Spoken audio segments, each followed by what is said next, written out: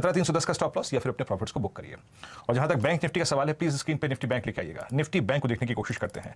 आज जो मैं वर्स्ट लेवल बैंक निफ्टी पे सोच के आया था कि अगर मुझे मिला तो वो क्या होगा, मैंने ये कहा था कि 40,040 200 डे एक्सपोनेंशियल मूविंग एवरेज, वहां पे थोड़ा सा पुल बैक आ सकता है, लेकिन नहीं आया। और अगर 40,040 वॉलेट हुआ तो हमें नीचे मिलेगा 39,893 और 39,710। हैशटैग एग्जैक्टली वही लो है। मैं भी यही कहूंगा कि एक बार के लिए निफ्टी के शॉर्ट को अगर आपने किया था कवर कर लें, या फिर अगर आपके पास शॉर्ट ट्रेड है तो आइए देखते हैं कि रीजनेबल स्टॉप लॉस क्या होगा। आइए जरा कॉल राइटिंग और पुट राइटिंग के स्टेट्स देखते हैं। हालांकि इस बाजार में पुट राइटर्स नहीं है, बस जुबान पे चढ़ा हुआ है तो मुंह से निकल जाता है। एक बार लिखे आइए। अच्छा, आप देखिए रुके तक quantum of call writing at 17,300, 50 lakh call बिकी हैं, 17,400, 67 लाख कॉल बिकी हैं, 17,500, 40 लाख। इनफैक्ट 17,400 पे आउटस्टैंडिंग वाई अब 1.21 सीआर से ओवर जा चुका है। That's huge. मैं ये कहूंगा अगर आपका ट्रेड ग्रिप में है शॉर्ट, अगर आपने सुबह की कमेंट्री एग्जैक्टली देखिए पे ट्रेड किया है, तो याद रखिएगा एक स्टॉप लॉस या तो प्रॉफिट बुक कर लीजिए, उसमें कोई राय नहीं है, अगर एक अच्छा स्विंग मिल चुका है, या फिर करीब 17,310 के स्टॉप आपने शॉर्ट लिया था। और मैंने 2 पॉइंट मेंशन किए थे। 2 लेवल्स हैं जो कि एक पुल बैक जनरेट कर सकते हैं, और वो है 17,255, वो भी वॉलेट हो गया। वो क्या है? वो हमारा लास्ट मंथ का लो था, वो भी वॉलेट हो गया। या फिर 17,144, यानी पेंडिंग स्क्रीन पे क्या बचा है? 17,144। आइए अब देखते हैं डेटा। जरा डायरेक्टर साहब इस वीकली कॉन्ट्रैक्ट का डेटा लेके आइए। कॉल राइटर्स और पुट राइटर्स क्या कर रहे हैं? देखिए हमारे पास, अगर मैं बेयर हूं और मैंने शॉर्ट लिया है सुबह, तो मेरे ग्रिप में इस बात की आई थिंक एक कंफर्ट है कि उधर बैंक निफ्टी भी 200 डे मार्क के नीचे ट्रेड।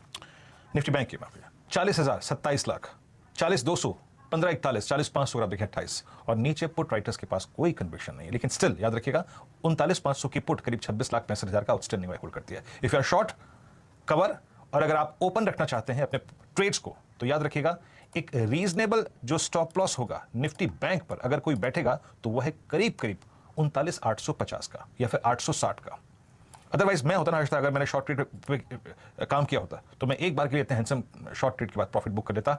और बट स्ट्रक्चर वाइज, चाहे वो आईसीआईसीआई बैंक का हो, चाहे वो एसबीआई का हो, चाहे रिलायंस का हो, यहां से पुल बैक थोड़ा सा मुश्किल लग रहा है। पॉइंट ऊपर नैस्डैक में 178 अंकों की बढ़त देखने को मिल रही है।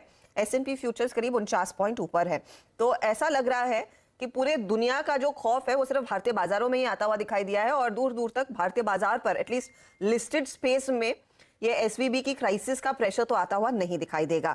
आप देखिए यूके का मार्केट अगर मैं देखूं तो वहां पर भी आधे % तक की गिरावट देखने को मिल रही है। तो ये समझना और भी इंपॉर्टेंट हो जाएगा कि हम किस फैक्टर को लेकर इतना पैनिक कर रहे हैं, और भारत में यहां पर 1-1.5% तक की गिरावट क्यों बनती दिखाई दी। जब मैं कमेंट्री लिख रहा था और जब मैं डाउ फ्यूचर्स को नहीं दिख रहा था, क्लियरली बात मेंशन थी, जो मेरी लाइन में मेंशन भी थी कि टिल द टाइम हम 17,505 और 506 की ट्रैजेक्टरी के ऊपर सेटल या फिर क्लोज ना हो जाए, लॉन्ग की गुंजाइश नहीं बनेगी।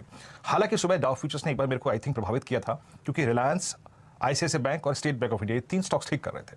लेकिन फिर भी याद रखिएगा हैशटैग वो 17,556 वो ट्रैजेक्टरी नहीं कटी तो नहीं कटी। और बैंक निफ्टी मैंने मेंशन किया था कि जब तक पहला रेजिस्टेंस 40,704 नहीं कटे, तब तक अगर आप देखें बहुत स्ट्रॉन्ग स्विंग नहीं मिलेगा। और इनफैक्ट वही हाई था, 40,688 हाई था, 704 के नजदीक, मतलब लगभग 16 पॉइंट है।